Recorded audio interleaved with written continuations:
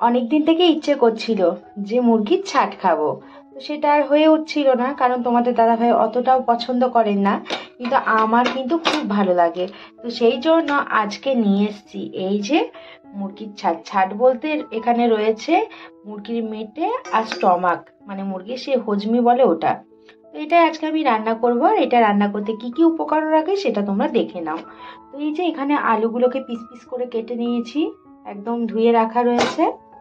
আর এখানে রয়েছে রসুন, আদা, কাঁচা লঙ্কা, পেঁয়াজ আর টমেটো, এটা পেস্ট করে নেব। গ্যাসটা ধরিয়ে কড়াইটা চাপিয়ে দিলাম। কড়াইটা ভালো করে তেতে যাওয়ার পর দিয়ে দিলাম পরিমাণ মতো সর্ষের তেল। সর্ষের তেলটা তেতে যাওয়ার পর কড়াইয়ের চারিপাশে ছড়িয়ে দিলাম। এরপর কেটে ধুয়ে রাখা আলুগুলো তেলের মধ্যে দিয়ে ভালো করে ভেজে তুলে নেব। আর চিকেন বলো মাটন বলো, লাল করে আলু ভাজতে একদম ভালো লাগে না, হালকা মিডিয়াম আলু ভাজাটাই ভালো লাগে। আলুগুলো সুন্দর করে ভেজে তুলে নিয়েছি। এবার গরম তেলের মধ্যে পরিমাণ মতো চিনি দিলাম, কারণ খেতেও সুস্বাদ লাগবে এবং কালারটাও খুব সুন্দর ভালো আসবে। এরপর দিয়ে দিলাম গোটা গরম মশলা। এটাকে হালকা একটু ভেজে নেওয়ার পর মিক্সিতে বেটে রাখা টমেটো, আদা, পেঁয়াজ, রসুন এই সমস্তগুলো পেস্ট করাগুলো দিয়ে দিয়ে ভালো করে নেড়ে চেড়ে নিলাম। টমেটোটা আমি গোটায় দিয়েছিলাম, সেই জন্য আর কি ভালো করে আর কি পেস্ট করা হয়নি। তো যাই হোক, তেলের মধ্যেই গলে যাবে কষতে কষতে। তেলের পরিমাণটা কম হয়ে গেছিলো, সেই জন্য আরেকটু সর্ষের তেল দিয়ে দিলাম। তারপর পরিমাণ মতো হলুদ দিলাম। এরপর ভালো করে নাড়াচাড়া করে দিয়ে দিলাম পরিমাণ মতো বা স্বাদ মতো লবণ।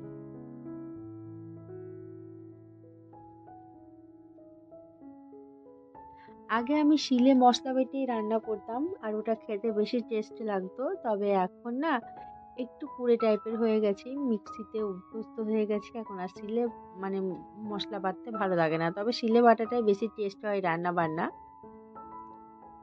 তো এরপর ভালো করে কষিয়ে আমি ওই যে মেটে আর স্টমাকগুলোকে দিয়ে দিলাম।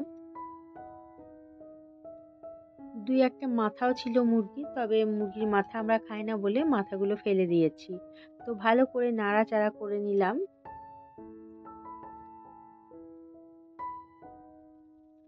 তারপর কিছুক্ষণের জন্য ঢাকা দিলাম। এরপর ঢাকনা খুলে দেখলাম খুব সুন্দর একটা কালার এসেছে। এরপর আলুগুলো দিয়ে একটু নাড়াচাড়া করে নিলাম।